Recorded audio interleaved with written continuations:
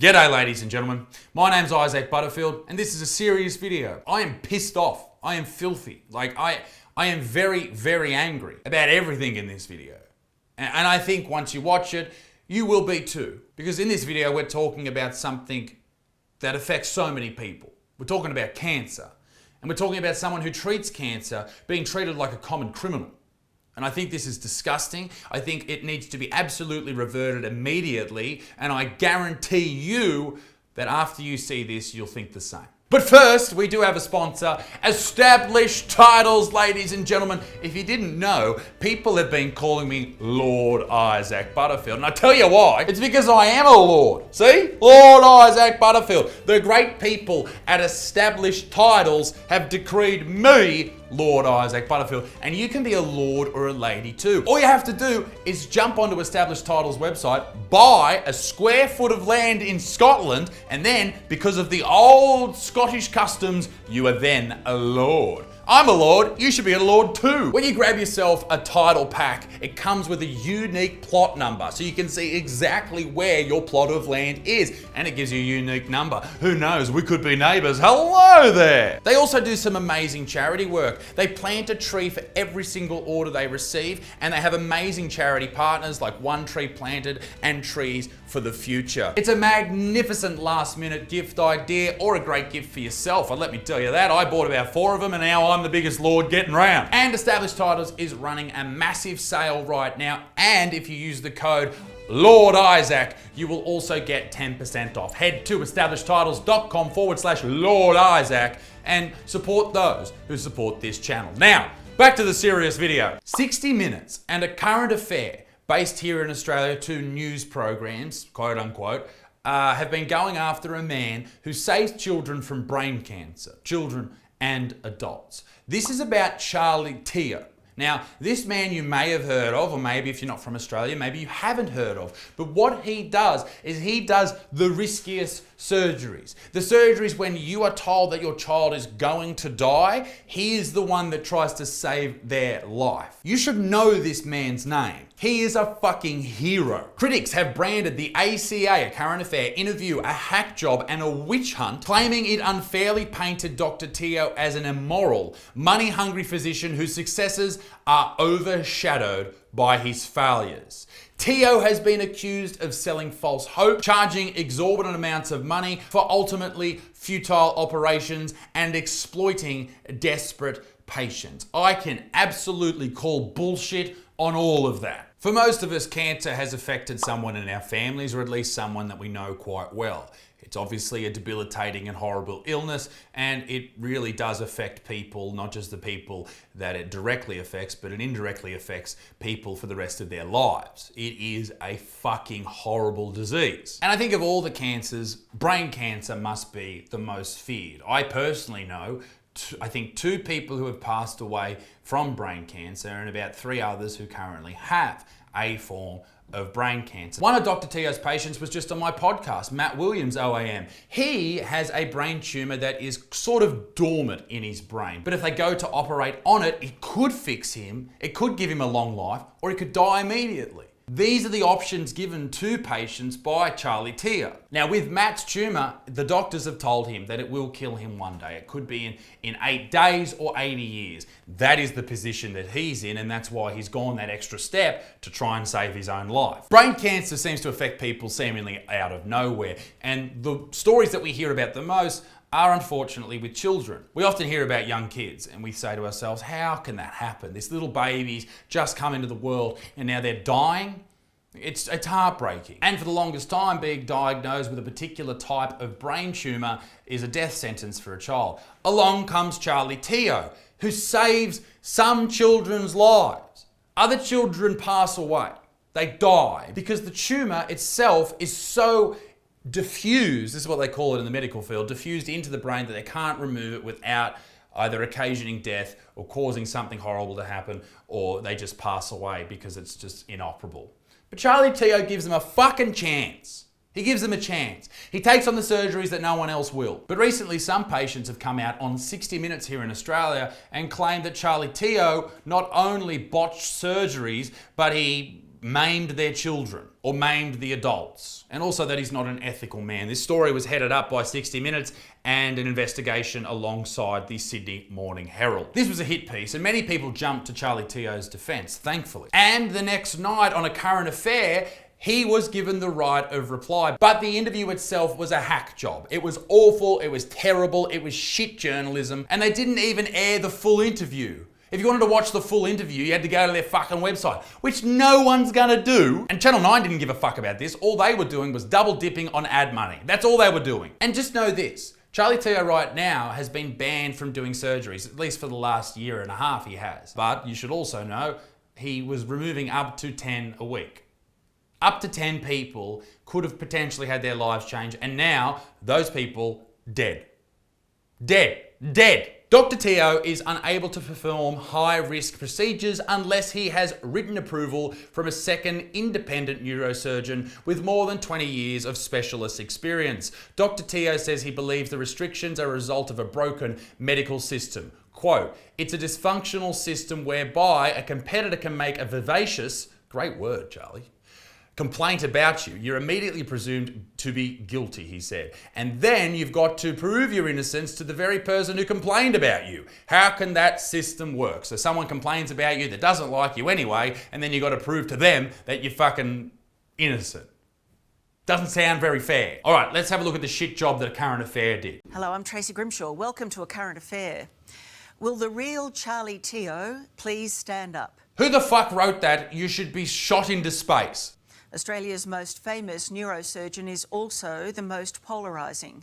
If you watched 60 Minutes on Sunday, you might think he's a dangerous maverick who has no place in an operating theatre. And wow, aren't you really helping with that belief pattern of your listeners? Setting this whole thing up like that allows every single one of your viewers and listeners without brain cells to not have any of their opinions challenged, to not get to the bottom of anything. They're just sitting at home going, "Yes, well said, Tracy Grimshaw." That's the host, the big fucking thing. "Yeah, well said, Tracy, you fucking get him." They genuinely believe that this man is a bad person. That is disingenuous and bad faith journalism. Now, the story on 60 Minutes that A Current Affair is talking about focused on 3 individual stories. Story number 1 was Michelle, who claimed that Dr. Teo operated on the wrong side of her brain and failed to remove the tumour that caused her epilepsy. Now that's a pretty big claim. A neurosurgeon operating on the wrong side, that's bad enough to ruin a career. But here's Charlie's response. Her tumour was in an area where the best approach was from the other side. We use frameless stereotactic guidance, which is a computerised guidance system, and that allows you to localise the tumour very well. Yes, I did leave tumour behind. I left tumour behind because when I got in there, the definition between normal and abnormal was very poorly defined. So I thought I did the right thing. I get why you have angry patients, but he just explained it. He did it by the book. It makes complete sense, and that should have been on 60 Minutes in the first fucking place. The second story surrounded a young boy from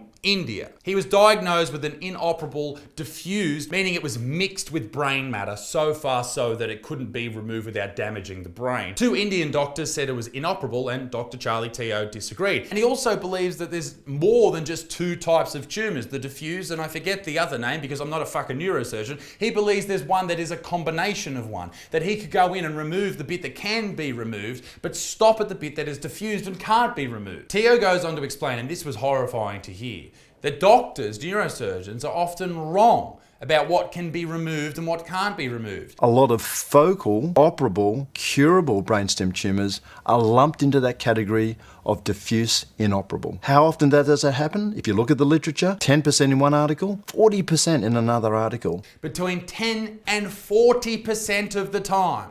So between 10 and 40% of patients died with the possibility of being saved, allegedly. Teo goes on to explain this in detail, and here's what A Current Affair does with that part of the interview. If you look at the literature now, it actually says, well, we got it wrong. His father... A hard cut, an edit.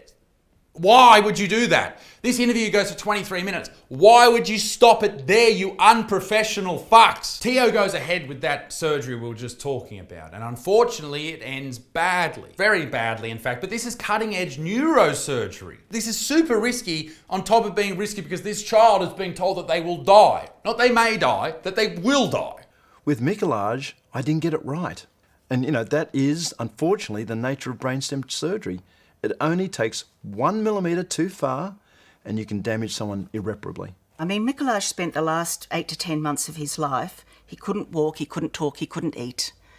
He was staring at the ceiling and he communicated by blinking his eyes. Yeah. Teo believed that that tumour was both diffused and focal, meaning it can be removed but not all of it. But the whole thing is you have to stop where the focal tumour ends and the diffuse begins, otherwise you'll damage the brain. Charlie got it wrong, he admitted to getting it wrong, but these things happen in surgery. We're talking about millimetres of room, not even millimetres, maybe 1 millimetre too far, and the person is, their whole body is destroyed. But then Grimshaw, the host, says this. Is that worth giving it a shot? Is that better than death? Is that better than death? No, being a vegetable, laying there, not being able to move, and the only way this young boy could communicate was blinking, that's not better than death. But that's hindsight. Dr. Charlie Teo gave this young boy a chance, when no one else would, a chance that he could go on and do the most important thing in life. Live. That's what the chance he got. Unfortunately, it didn't go that way, but he had the opportunity. Unfortunately, it didn't work out. This is the power of hindsight, right? Oh, you shouldn't have done that, you shouldn't have done that. Well, fuck. Rock and a hard place, isn't it? The third patient, Bella, is a little girl and the family has a terrible diagnosis, and Dr. Charlie Teo gives them a 1% chance that potentially the diagnosis could be wrong. Yes, if you showed it to 99 out of 100 neurosurgeons in the world, they would call it a DIPG. My feeling was that it wasn't. It was focal and it was worth giving it a shot. Worth giving it a shot. This is what this guy does. That's why people go to him, because he will give it a shot. Even if you can extend the life by a matter of days. Like, that's worth it, right? For your family member, for your baby. Tracy goes on to ask, is he sorry that he operated? Insinuating, I guess, is he sorry that she died? Well, of course he is. Of course he fucking is. But think about how many people would have died if he didn't intervene. You got to weigh these things up. This isn't an evil man. This isn't a Nazi doctor. This is a dude trying to save children and adult lives from a fucking insidious disease like brain cancer.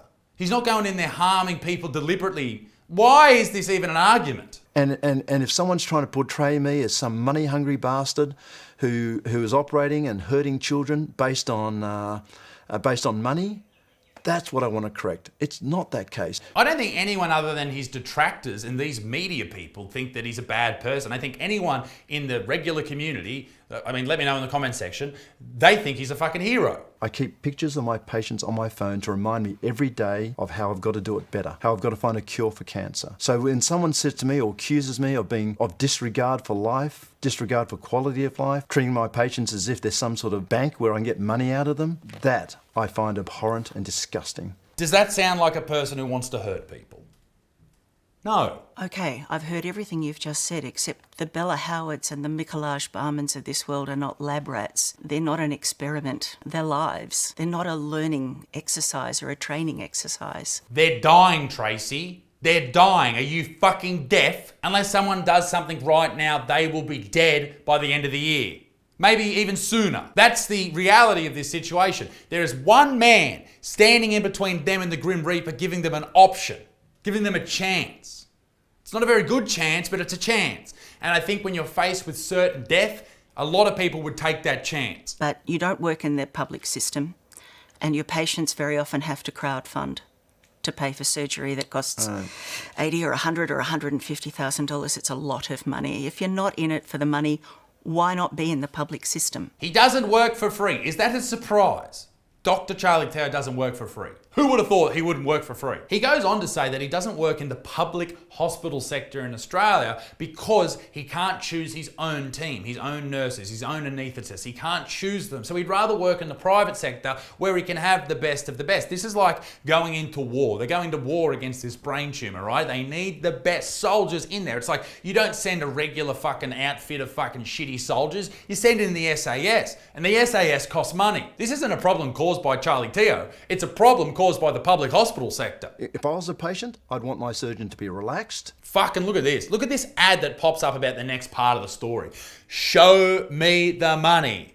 Like he's saying, oh, I'm not going to help your kid, your dying kid, unless you pay me. Pay up. You have a man pleading for his personal and professional life, and that's the shit you pop up in between his fucking video. You fucking fucks. Everything costs money. I saw this on a TikTok recently, right? These American people were talking about how much having a baby in America costs without insurance. It is like $150,000. So wouldn't you pay $150,000, crowdfund it, find it, if it's going to save someone's life? Yes, of course you would. Of course you would. It costs money to be in hospitals. It's ridiculous how much it costs, but that's what it costs apparently. Ladies and gentlemen, all I can say is we are lucky to have Dr. Charlie Teo here in Australia, and the sooner he is back operating, the better for a lot of people. Without him and people like him, hundreds of people would have lost their lives a lot earlier or would have just lost them. Instead, they are alive, living their best life. To break the mold, we have to do sometimes risky things. And unfortunately, sometimes those risky things have unfortunate consequences. But let's learn from them. Let's see if there's more people who can be as good as him. Not attack him, not destroy him, not remove him. That's fucking stupid. Ladies and gentlemen, let me know what you think in the comment section. See you later.